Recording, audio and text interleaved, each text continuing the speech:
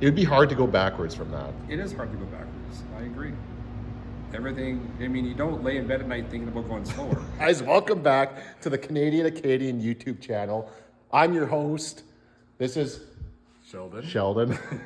And so Sheldon's got everything cleaned up since the last video. If you guys are already watching this long, yes. thanks for So we got it all cleaned up. You can see the damage a little bit better now. Obviously the block is destroyed on the one side and was actually about to let go on the other side here as well. Pretty much nothing left of it. Here is obviously 6 rods, but they're all junk. Pistons are probably junk. These are definitely garbage. We do have 4 intact rod bolts, so the heads did not pop off. Main bearings actually look not too bad. We're not going to reuse them, but they don't look bad. Crank is destroyed. Not worth fixing. It's been in there a long time, so it's time just to cycle it out. The pan is not usable, and there's part of the block just hanging out. So where's your camshaft? It's put away in a box For safety. but it's bent, so it's you know, the heads are usable. That's about the only thing left. Heads and intake. That's about it. So now we have to decide what to do. We need some help. We need to decide which way do we go. Back to a big block, cast iron big block, aluminum big block, LS, Coyote. Ooh, that hurts. It's got a nice ring to it. So we're gonna sit down and have a discussion. You mentioned LS. Yes. You mentioned big block Chevy. You mentioned Coyote. Well, there used to be an LS in the car. It was an LS1, like cathedral port heads at one time. And then we switched to LS3 style heads. So I do have dart block, have everything to put it back together. And we do have it's a 102 forced induction turbo for the car. I have both turbo kits. So everything is there to put it back to the LS. Now, it will slow the car down. It just did not go as fast. I mean, we could lean on it a little bit harder, but you know, we could also slow it down and go run in little gangsters. You know, the car will probably never break. Well, I shouldn't say never break. I mean, it's less likely to break if we were to go 530s all the time. And the car should easily do 530s with the LS. I mean, it's gone 460s already. So, I mean, that is an option. What do you think, Brett? I mean, if I were you, I wouldn't want to go backwards. Great, so you don't want to slow it down. I mean, I wouldn't want to, but I mean, the conversation we had was you could go win money in Little Gangsters, or you could win nothing and try and go really fast at Sick Week. Or so, you could also try to go little gangsters and just never win and still have a slow car. but never break. but it'll still run the next day. So, you know, it's a tough call. I mean, I think the right decision would be to upgrade the oiling system to either an external wet oil pump or a dry sump to get more consistent oil pressure, and put aluminum Brodex block in and save some weight and make the car faster just from that, and carry on with the progress that we have already made over the last year. So that's what I think I should do, but it's also going to be the most expensive way to do it. So we haven't touched on this actually, but since you've pulled everything apart, cleaned everything up, have you found anything that's suggesting what happened? No. On that pass, the oil pressure did drop at 1 second, and that's the only run that it's ever dropped. The filter had no bearing material in it. The main bearings still look fine. Can we touch that it dropped substantially? Like this wasn't a 5-pound drop? Oh no, it dropped a fair bit. I mean, it went from 90-ish down to, I think it went from 90 down to like 40. And then it just, no, not 40, it's 50. And then it just kept going down. Now I do have an accumulator in the car too, so that would have helped maintain oil pressure longer. So with the accumulator helping the oil pressure out, it's just hard to say how bad the oil pressure really was, because if we didn't have the accumulator in it, then I would actually see how much the engine oil pressure itself dropped. But the accumulator would have been helping maintain the oil pressure until it ran out of oil. So once hit 40 psi of oil pressure, there's an oil safety and it dropped all the boost. But that didn't happen till about 8th mile, and that's when that's when she let go. So really, I guess it didn't drop right from 90 to 40. It must have dropped from 90 to like 50 or 55, and then it started dropping down to about 40 right at the 8th mile. And then that's when the oil pressure safety came on, and then it basically broke almost at the same time. It just wasn't quick enough. For a guy who doesn't know, what is the purpose of an accumulator? It's to help in situations where in a wet sump motor, a lot of times going down the racetrack, especially after about 5 seconds, there's so much windage going on and there's so much oil still up in the cylinder heads that it can't get back to the pan fast enough. Crankcase pressure is going up into the valve covers, getting in the way of the oil trying to return. And if you don't have external drains, and it still takes time for the oil still to get down the lines back into the pan. So if you think of, 2 or 3 seconds, how much oil can really drain back to the pan. So a better oiling system, so the accumulator, as you're asking, would help maintain that oil pressure. So as it's dropping, the accumulator has stored roughly 80 psi of oil pressure in it. So when the pressure drops, it then goes into the motor and tries to maintain oil pressure when the engine just is naturally losing its oil pressure. But eventually the accumulator runs out of oil if there's no oil pressure from the other side. So would you ever consider just building another car? No. You wouldn't build a Fox body? No. Is there any reason There's why? nothing wrong with the Fox body, don't get me wrong. I have this car. I dragged this car out of the bush for $300. I built the whole car. I mean, I've had this car for 30 years. I mean, it'll be still here when I'm dead. So, I'm not going to give up on the car. I mean, the car's fast. I mean, we went 410 or 411 in Vegas.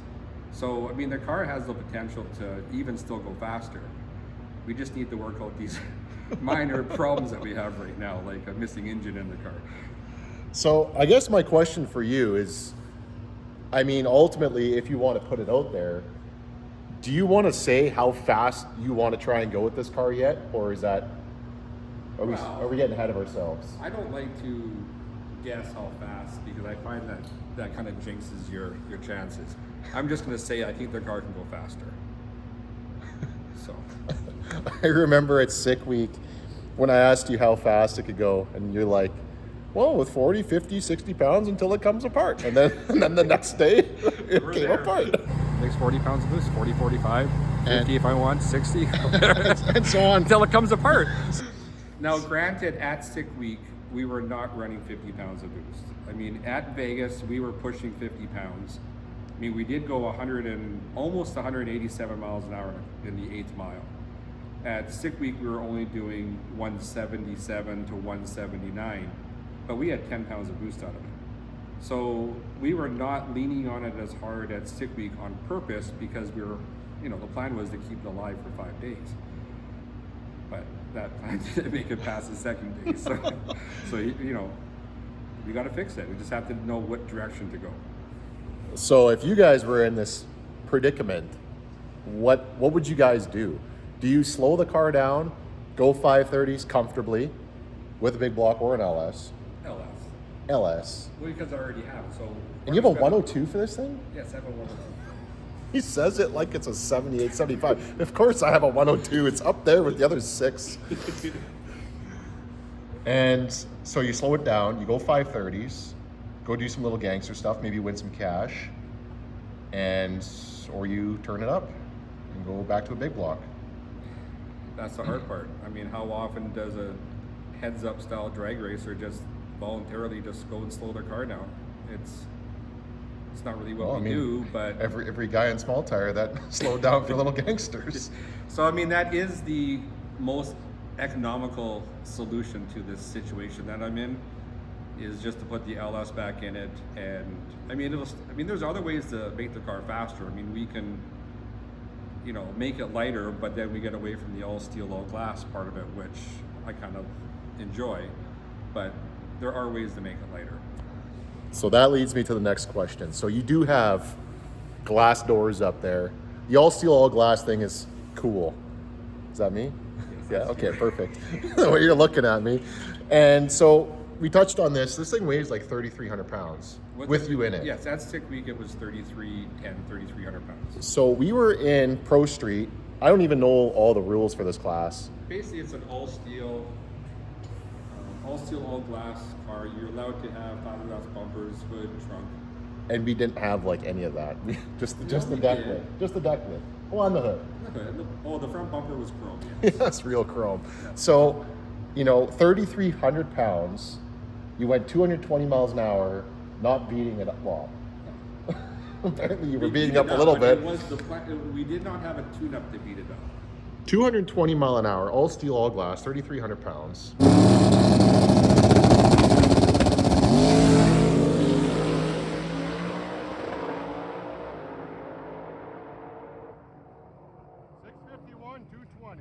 I mean, it would be hard to go backwards from that. It is hard to go backwards. I agree. Everything. I mean, you don't lay in bed at night thinking about going slower. I've thought about taking relationships slower. With you, I can see that. But like I said, for me in my head, I think the Brodex aluminum block, dry sump or external wet, put it back together, and maybe actually get the lockup converter in the car, because it does have a lockup trans. We're just running it in non-lockup mode right now. I mean, there's a little bit there, not a lot, but it's still something. So I think you should put a Coyote in it. there is also that. Have to call Brett and get some pointers and Jeez. you know. Break some cam phasers instead. But hey, anything's an option. Really? Oh, interesting. You didn't tell me that off camera. So, I mean, what would you guys do? I mean, obviously the big block, there's the LS, there's a Coyote. Guys have gone fast with Coyotes now. Would it be sacrilege to put a Coyote in this car? Would it be the best thing ever? Would you do it? Would you seriously entertain it? I would entertain it, yes. Okay. Would I do it? I don't know. Interesting. Okay. Yeah, I know it would piss people off. Well, I mean, So that might be the reason to do it. the reason I would do it. But Interesting. I haven't thought about that powertrain that hard. I mean, there's the LT, but I don't think that's an option either. Interesting. But I mean, the 5.3 with dart and sleeves. You know, Jason Line has a line of aluminum big blocks now, and also some steel cast big block Chevys. You know, there is no real billet version except for the Steve Morris stuff, and that's, you know, a little bit on the higher end price wise that I want to spend right now.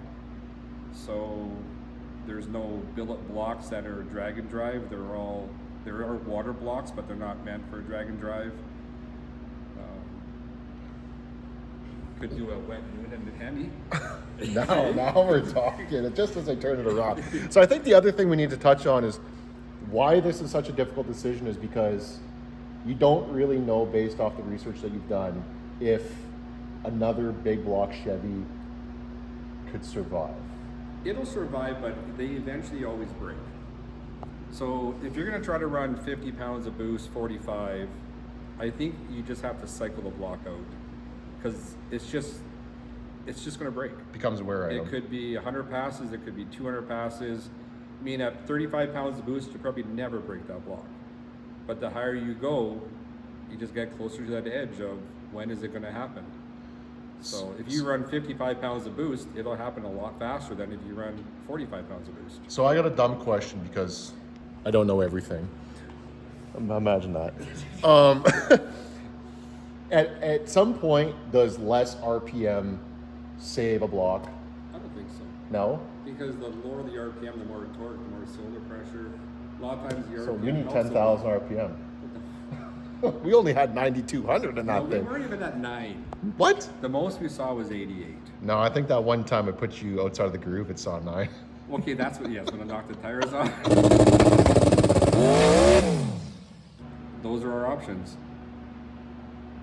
Leaning towards the Brodex aluminum block, but I'd like to hear people's comments, advice, opinions. See what people say. And if you guys have any idea what may have led to that, Yeah, that wasn't rod bolt failure. it wasn't a rod bolt. I don't know if the block broke, what bled off the oil pressure, filter didn't have any bearing material. I don't know. I really don't know. But I can't really dwell on it anymore. I just have to move forward and try to make it better. We're gonna send the trans back just for a freshen. Just have them go through it. We're gonna send the converter back to Pete at Circle D.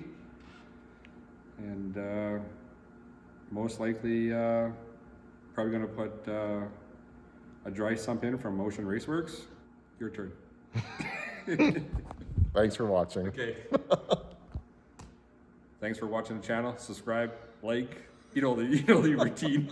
Or don't, it's up to you. Just watch and watch our stupid activities over here.